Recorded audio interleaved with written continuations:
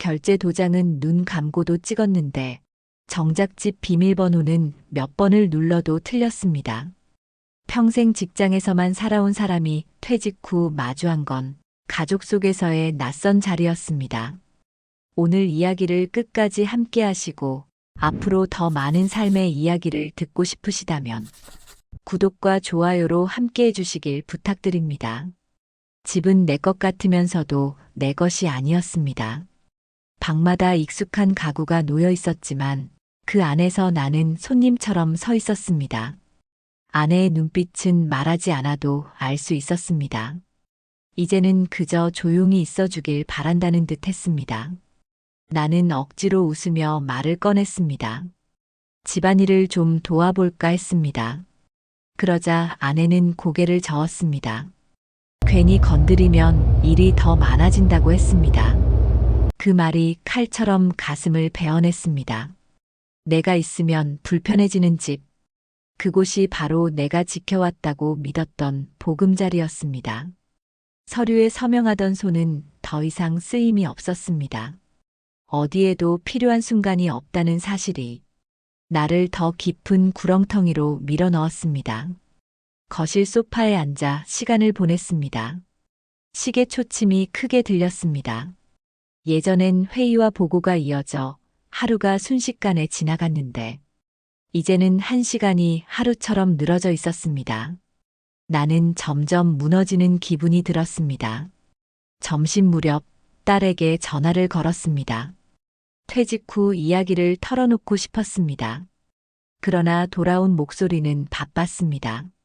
아이들 챙겨야 한다며 금방 끊어야 한다고 했습니다. 나는 그제야 통화 버튼에서 손을 떼었습니다. 딸의 목소리는 따뜻했지만 그 따뜻함은 오래 머물지 못했습니다. 내 말은 끝까지 닿지 못한 채 잘려나갔습니다. 내 이야기를 들어줄 곳이 없다는 사실이 나를 더 외롭게 만들었습니다. 저녁이 다가올 때쯤 아내는 다시 외출을 준비했습니다. 복지관 봉사활동에 간다고 했습니다. 나는 따라가겠다고 말해보았습니다. 아내는 잠시 망설이더니 단호하게 말했습니다. 혼자 있는 게 편하다고요. 그 순간 나는 깨달았습니다. 이 집의 주인은 내가 아니었습니다. 가장이라는 이름은 이미 오래전에 지워진 듯 했습니다. 나는 그저 방 한 칸에 얹혀 있는 사람에 불과했습니다.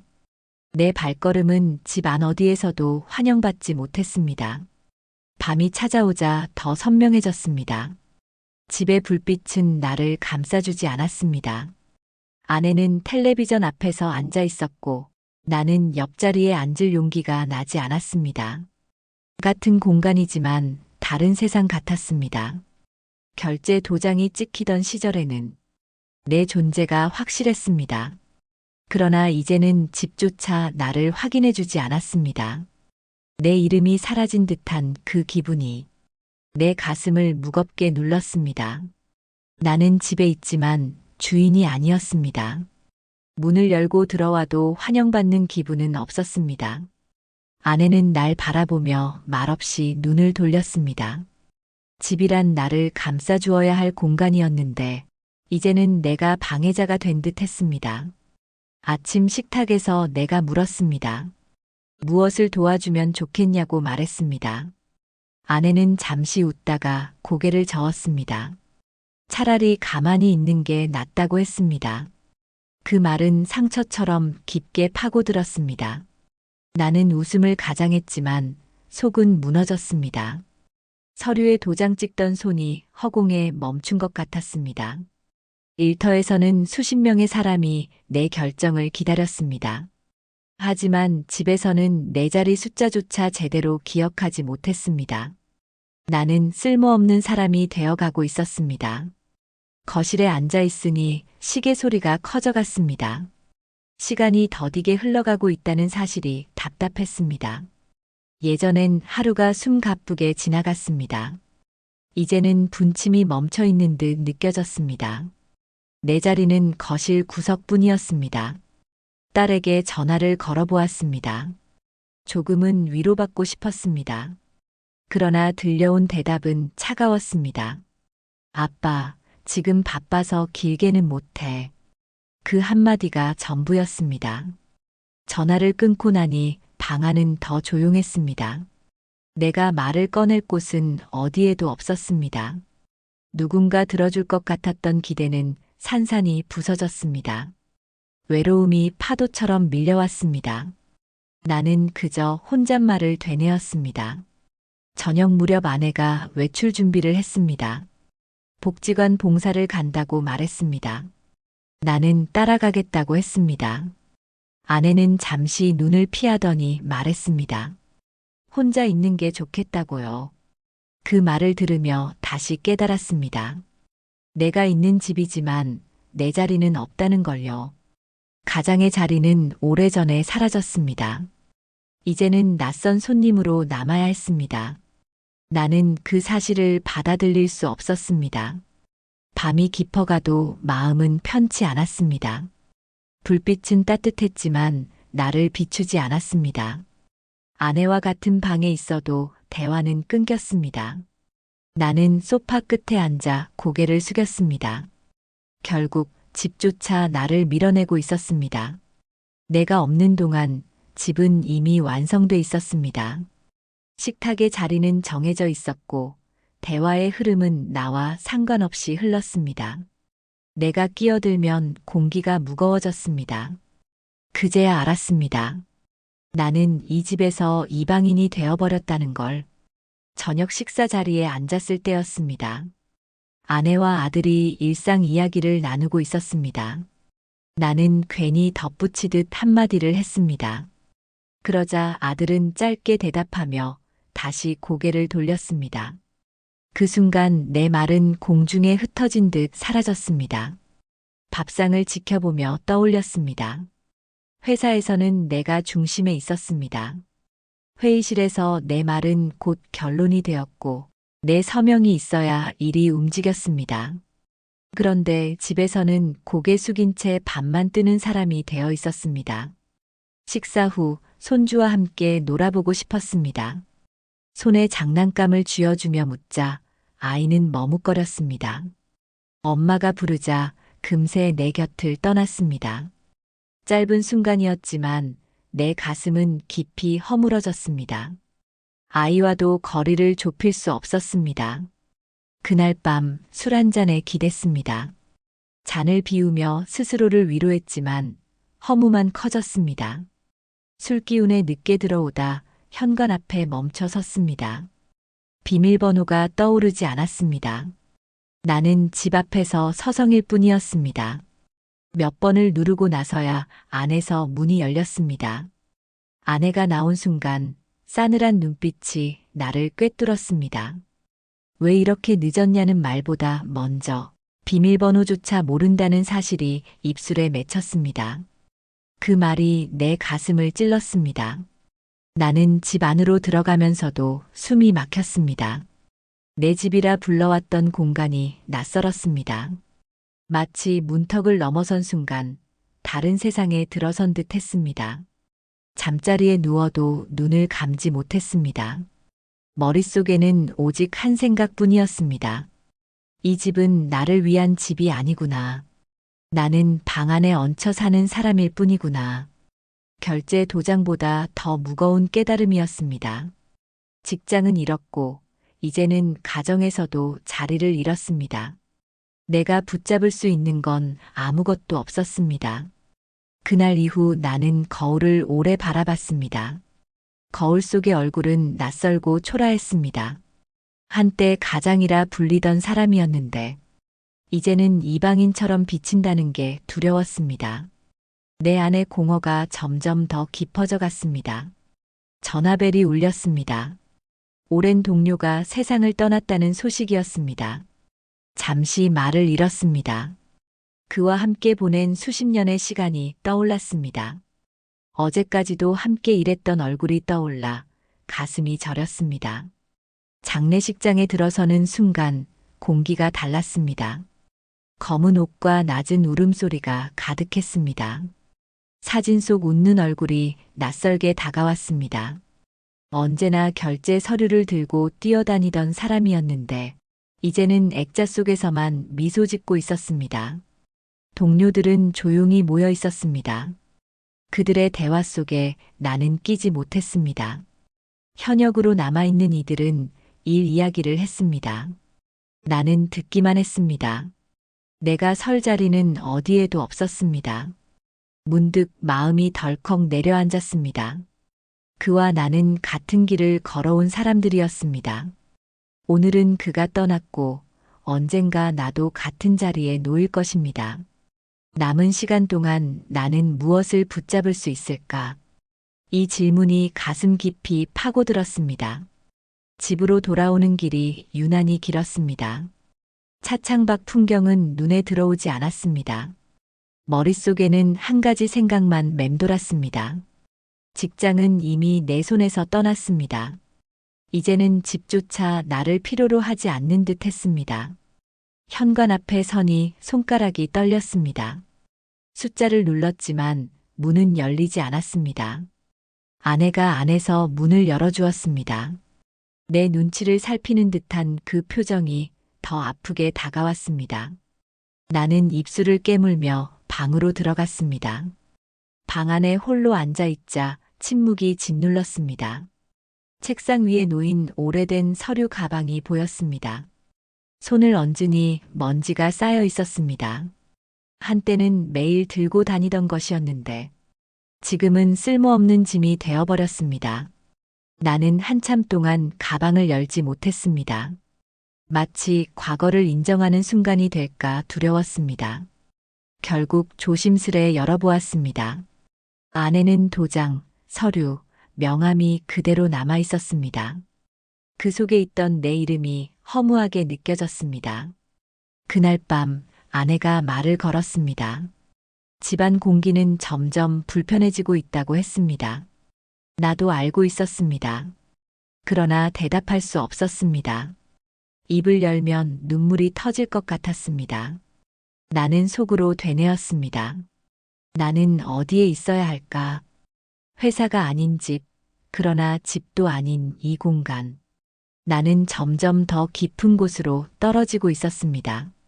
그곳에는 빛이 보이지 않았습니다.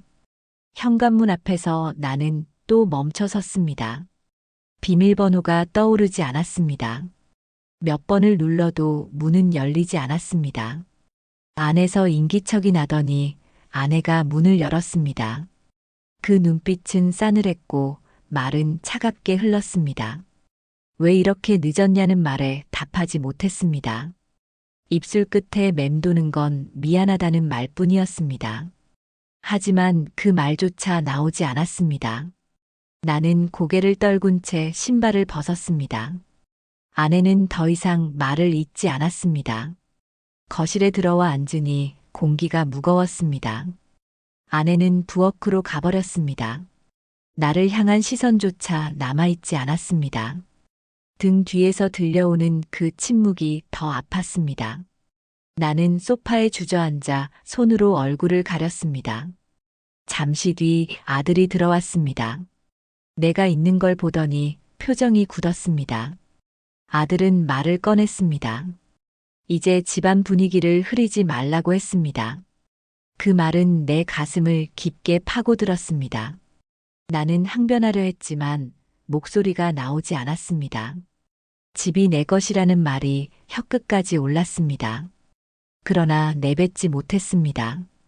그 말은 공허하게 흩어질 것 같았습니다. 내 자리는 이미 사라진 듯 했으니까요. 술기운이 남아있던 몸이 더 무거워졌습니다.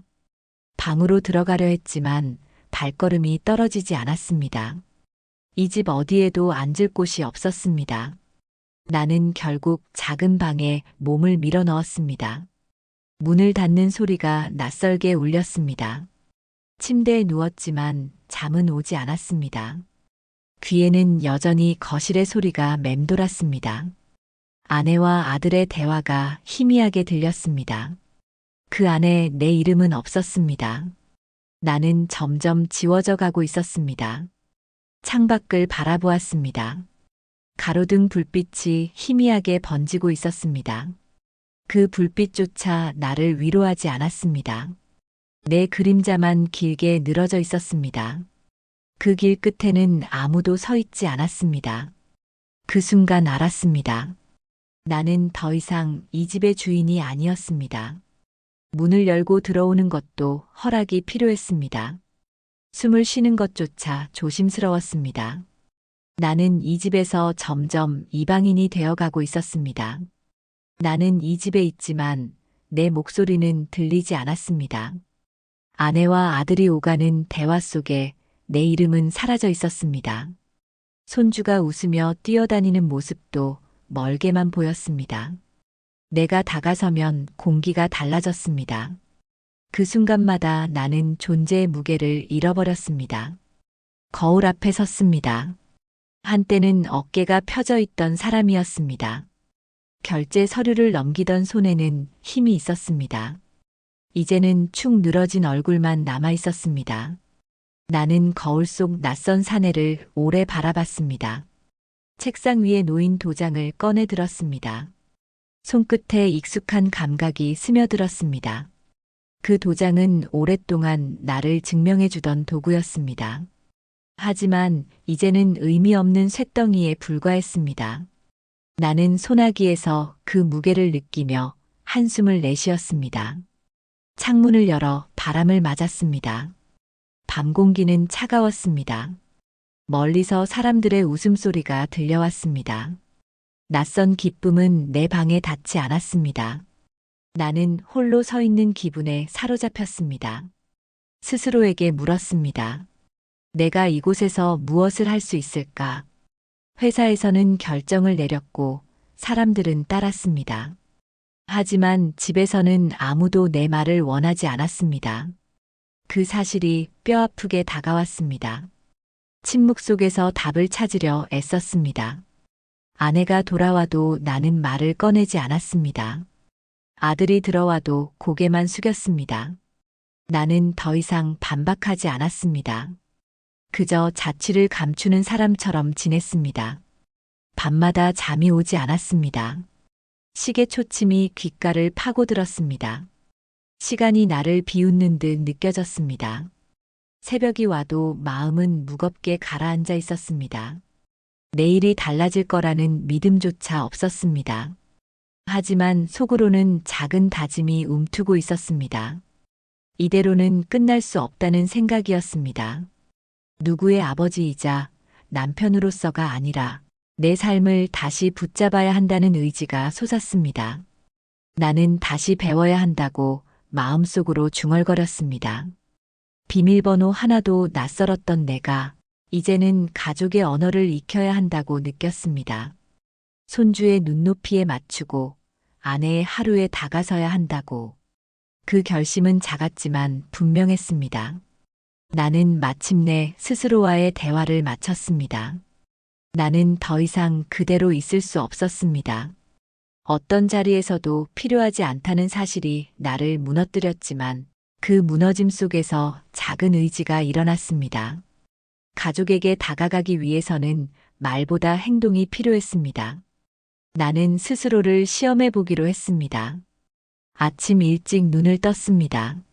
아내보다 먼저 부엌에 들어갔습니다. 어설프게 쌀을 씻고 밥솥에 올렸습니다. 손끝이 서툴러 물이 튀고 쌀이 흘렀지만 그 과정에서 오히려 살아있다는 기분이 들었습니다. 아내는 부엌에 들어와 나를 보며 놀란 표정을 지었습니다. 괜히 일을 망칠까 걱정된다는 말이 입술에 맺혔습니다. 그러나 이번엔 물러서지 않았습니다. 나는 조용히 말했다고 합니다. 이제 나도 이 집의 하루를 배우고 싶다고. 그 말에 아내는 잠시 나를 바라봤습니다. 예전 같았으면 그냥 나가라고 했을 겁니다. 하지만 이번에는 아무 말 없이 자리를 내주었습니다. 나는 식탁 위에 반찬을 올리며 숨을 고르듯 움직였습니다. 작은 행동이었지만 마음속에서는 큰 파도가 일었습니다. 손주가 거실에서 뛰어놀고 있었습니다. 나는 서툰 목소리로 그림책을 꺼내 읽어주었습니다. 처음에는 집중하지 않던 아이가 조금씩 다가왔습니다. 내 무릎에 앉아 책장을 함께 넘겼습니다. 그 순간 나는 오래 잊었던 따뜻함을 느꼈습니다. 아들은 여전히 무심한 표정이었습니다. 그러나 시선이 잠시 멈춘 걸 놓치지 않았습니다. 아버지가 변하고 있다는 걸 알고 있는 듯 했습니다. 그 한순간의 눈빛이 내 가슴에 불씨처럼 남았습니다. 나는 그 불씨를 꺼뜨리지 않으려 애썼습니다. 저녁이 되었을 때 아내가 조용히 말을 꺼냈습니다. 오늘은 집안 공기가 조금 다르다고 했습니다. 그 말은 내 귀에 오래 머물렀습니다. 아무렇지 않은 목소리였지만 그 안에 담긴 의미는 너무나 선명했습니다. 나는 여전히 낯설었습니다. 아직도 집안의 모든 리듬은 나와 다르게 흘렀습니다. 하지만 그 리듬 속에 발을 맞추려는 내 노력이 조금씩 받아들여지고 있다는 사실이 느껴졌습니다. 그건 오래된 상처 위에 작은 새싹이 돋아나는 것 같았습니다. 밤이 되어 불을 끄고 누웠습니다. 창밖 가로등 불빛이 방 안에 희미하게 번졌습니다. 나는 낮에 있었던 작은 장면들을 떠올렸습니다.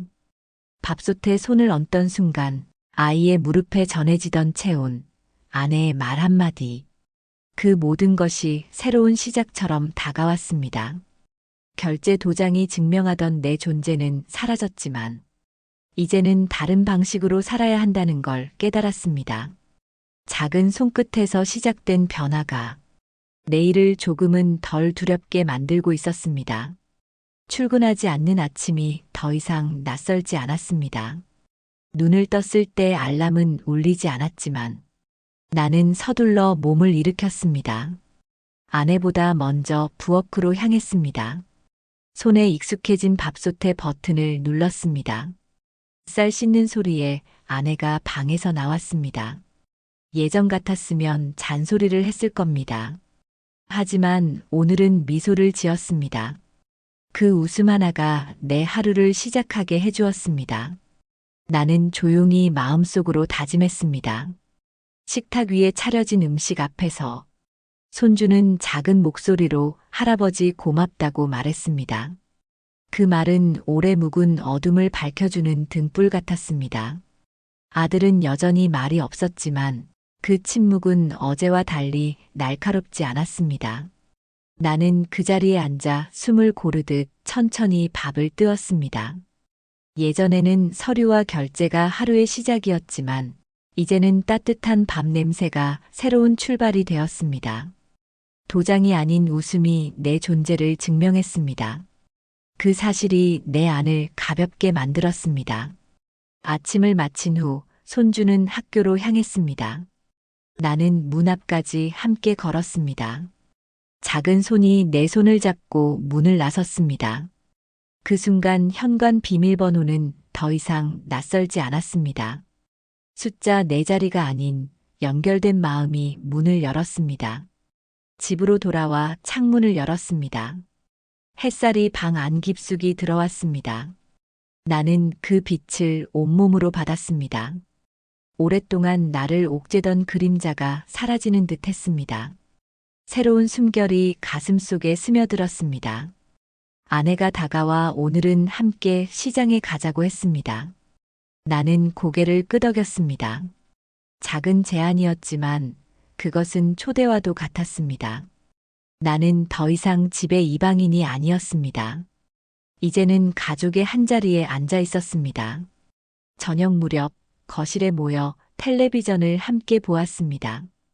대화는 길지 않았지만 그 속에 담긴 온기는 충분했습니다. 나는 굳이 많은 말을 하지 않았습니다. 그저 그 자리에 있다는 것만으로도 안도했습니다. 하루가 저물자 창밖에 별빛이 반짝였습니다. 나는 속으로 조용히 중얼거렸습니다. 결제 도장은 더 이상 필요하지 않다. 이제는 가족과 함께 맞는 이 순간이 내가 살아있다는 가장 확실한 도장이었다. 새로운 아침이 다가오고 있었습니다. 출근하지 않는 길 위에서 나는 비로소 내 삶을 다시 걷기 시작했습니다. 집이 낯설던 시간은 끝났습니다. 이제 이 집은 내 마음의 자리였습니다. 출근하지 않는 아침이 더 이상 두렵지 않았습니다.